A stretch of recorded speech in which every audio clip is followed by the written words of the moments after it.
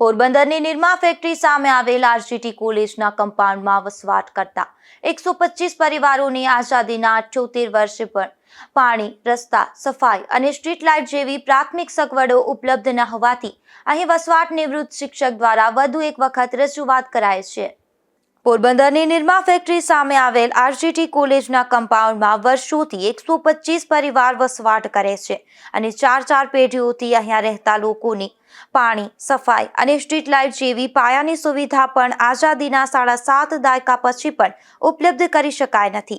મહારાણા નટવરસિંહજીએ ઈસવીસન 1955ની સાલમાં તેમના માતા રામબાની સ્મૃતિમાં શિક્ષણના હેતુ માટે પોતાનો દરિયા મહેલ કે જે રાજ્ય સરકારને અર્પણ કર્યો હતો, જ્યાં વર્ષોથી રામબા ગ્રેજ્યુએટ ટીચર્સ કોલેજ કાર્યરત છે।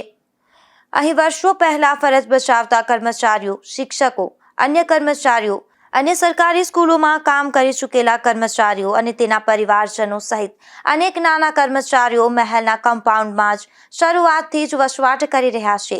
3 થી 4 પેઢીઓથી રહેતા 125 જેટલા પરિવારોની તંત્ર દ્વારા પાયાની પ્રાથમિક સુવિધા પણ હજુ સુધી ઉપલબ્ધ કરાવાઈ નથી। આ મામલે અગાઉ પણ અનેક રજૂઆતો કરવા છતાં કોઈ કાર્યવાહી થઈ નથી। મારું નામ વિનોદ એમ વાળા છે। અમારું કુટુંબ 4 પેઢીથી બીટી કોલેજના કમ્પાઉન્ડમાં રહે છે અને ભાવનગર મહારાજાએ અમને 1904માં ભાવનગરથી ચાકરી માટે, રામબા સાહેબની ચાકરી માટે મોકલેલા, ત્યારથી અમે રહીએ છીએ અને અમને પ્રાથમિક સુવિધા મળતી નથી। 1955થી અમે વખતો વખત દરેક પક્ષના ઉમેદવારો, ધારાસભ્યો, સંસદ સભ્યો, કાઉન્સિલરો ને અમારી રજૂઆત કરેલી છે।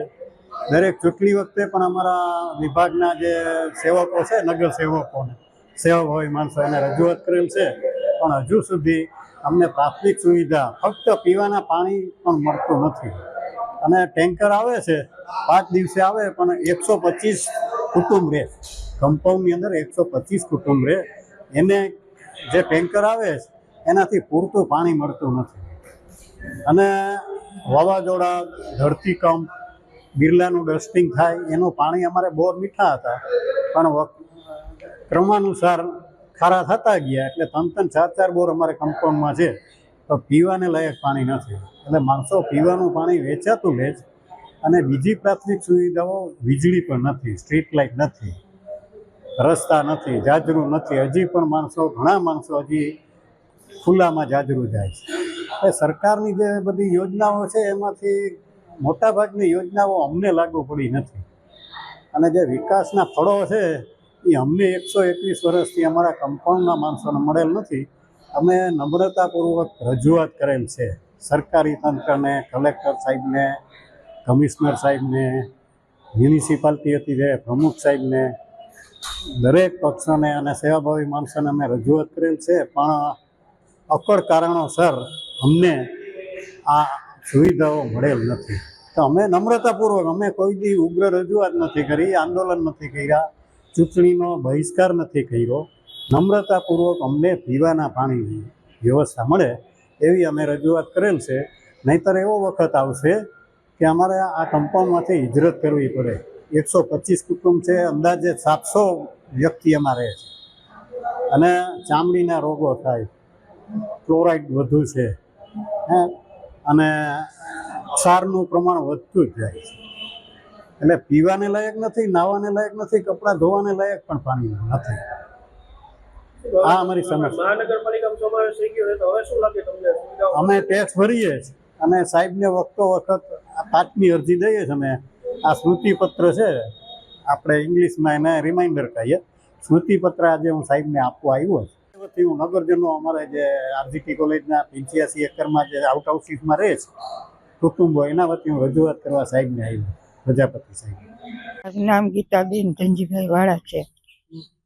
અહીંયા કોઈ જાતની સગવડ નથી, પાણીથી માંડીને લાઇટોની તો હમણાં આવી વળી આ દીપડાના હિસાબે, નકર કાંઈ નહોતું, અહીંયા જંગલ જેવું હતું। પાણી નથી, લાઇટું નથી, ટોયલેટો એ બધા અમે અહીંયા રહેવા આવ્યા ત્યારે કર્યા, નકર એ સગવડે કાંઈ નહોતી, ખાલી આટલી આ 10 ઓયડીમાં આટલા રહેતા। હવે વધારાને બધા અમુક લગ્ન થતા ગયા એમ સગવડ કરતા ગયા, બાકી તો હવે હું આ રસ્તા એ હાવ ખરાબ છે. રસ્તા તો તમે જોવો તો રાતના તમે અહીંયા આવી ન શકો એવી બીક લાગે.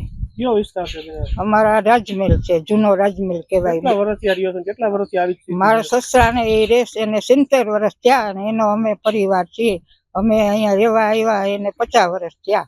ત્યારની રસ્તા બધી આવી જ સ્થિતિ છે. આવી જ છે. હા, લાઈટું તો હતી જ નહીં પેલા થાંભલે તો. આ વળી હમણાં દીપડાના હિસાબે લાઈટું થઈ છે.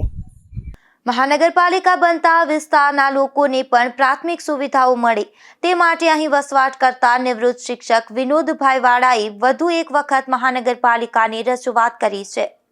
નિપુલ પોપટ સાથે અશોક થાનકી, ગુજરાત ન્યૂઝ, પોરબંદર.